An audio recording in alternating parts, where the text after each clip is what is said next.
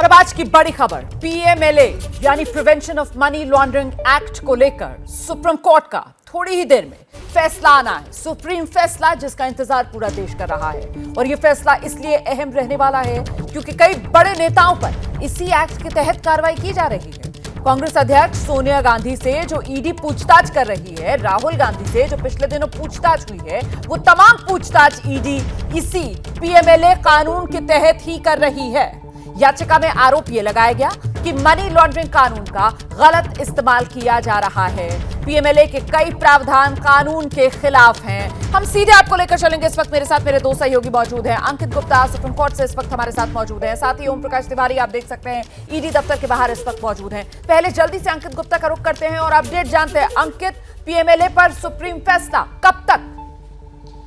अगले कुछ मिनटों के अंदर कभी भी ये फैसला, जिस पर जो तमाम राजनेताओं की, खासतौर पर विपक्षी पार्टियों के नेताओं की निगाहें तो जरूर टिकी हुई हैं। जिस बात का आपने जिक्र किया ना रोमाना कि सोनिया गांधी और राहुल गांधी से पूछताछ चल रही है इसी मामले में, इसी जो कानून के तहत। इतना ही नहीं, अगर पी चिदम्बरम की बात की जाए और उनके बेटे कार्ति चिदम्बरम से भी जो पूछताछ हुई थी, जिस मामले में उनको गिरफ्तार भी किया गया था, वो जेल की सलाखों के पीछे भी गए, वो भी इसी जो है धारा के तहत किए गए थे। और जो तमाम विपक्षी पार्टियां हैं वो यही कह रही हैं कि देखिए ये कानून तो वैसे यूपीए के जब सत्ता थी उस दौरान लाया गया था, लेकिन उस दौरान इसका इस तरीके से दुरुपयोग नहीं हुआ। लेकिन जब से एनडीए की सरकार आई है इसका दुरुपयोग हो रहा है और इसी का आधार बनाते हुए सुप्रीम कोर्ट में जो याचिका दी गई उसमें कहा यही गया है कि इस कानून का दुरुपयोग रुकना चाहिए, क्योंकि जो जांच एजेंसी है उसके पास में असीमित अधिकार है। यहां तक कि अगर कोई शख्स जांच एजेंसी के सामने अपना बयान भी दे रहा है, जैसा कि आजकल अभी सोनिया गांधी जो है लगातार अपना बयान दर्ज करवा रही हैं, तो उसको भी कानून में मान्यता मिल जाती है, एडमिसिबल हो जाता है। और ये तमाम आधार बनाए गए हैं जिसके आधार पर इस कानून को चुनौती दी गई है। तो फैसला अगले कुछ मिनटों में कभी भी। बिल्कुल, जिस बात का आप जिक्र कर रहे हैं और जानकारी के लिए सीधे दर्शकों को लेकर चलेंगे। मेरे सहयोगी ओम प्रकाश तिवारी इस वक्त मौजूद हैं। ओम प्रकाश, कुल मिलाकर ये पीएमएलए एक्ट और जो सुप्रीम कोर्ट का दरवाजा खटखटाया गया,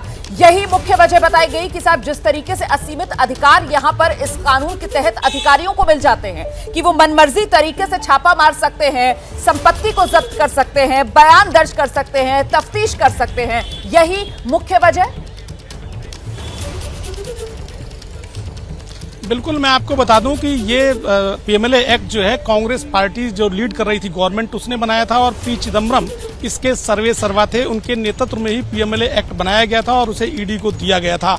इस एक्ट के तहत ईडी को असीमित पावर है, जांच शुरू करने से लेकर गिरफ्तारी तक ही नहीं, बल्कि आरोपी को तब पता लगता है जब उसे कोर्ट के सामने पेश किया जाता है और पहली बार उसमें किसी जुडिशियल अथॉरिटी का इंटरवीन होता है। मसलन ईडी ऐसे मामलों में जो एफआईआर दर्ज करती है उसे एफआईआर नहीं मानती, उसे अपनी आंतरिक इंटेलिजेंस रिपोर्ट मांगती है। सेक्शन पीएमएलए 50 के तहत ईडी गवाह और आरोपी दोनों को पूछताछ के लिए बुला सकती है, लेकिन वो गवाह है या आरोपी है इसका डिसाइड ईडी तब करती है जब उसे गिरफ्तार कर लेती है। तब उसे बताया जाता है कि वो आरोपी है या गवाह है। तीसरी अहम बात कि ईडी आरोपी के यहाँ छापे मारने के लिए किसी भी कोर्ट की शरण में नहीं जाती। इसके तहत उसके पास ईडी पीएमएलए एक्ट के तहत पावर है और वो अपनी पावर के तहत बिना किसी कोर्ट के परमिशन के आरोपी के यहाँ छापेमारी करती है। तमाम पावर्स हैं ईडी के पास जिसका वो एक्सरसाइज करती है। सबसे महत्वपूर्ण बात, ईडी इस मामले में सीआरपीसी के रूल फॉलो नहीं करती। जैसे कि एफआईआर दर्ज करने के लिए 154 सीआरपीसी की तहत एफआईआर दर्ज की जाती है, ईडी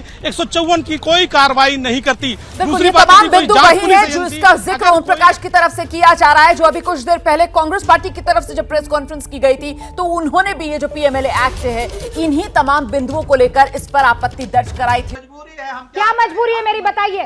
मैं अभी आपको बताती हूँ कि मैंने ओए होए होए होए नमकीन के चटकारे लेते हुए टकटकी मार के डिबेट शो को पॉज रिपीट कर करके देख रहे हैं जोगिंदर जी। इनकी तरह आप भी देखें अपनी फेवरेट डिबेट्स को रिपीट कर और डाउनलोड कीजिए एबीपी लाइव ऐप अपने स्मार्ट टीवी पर।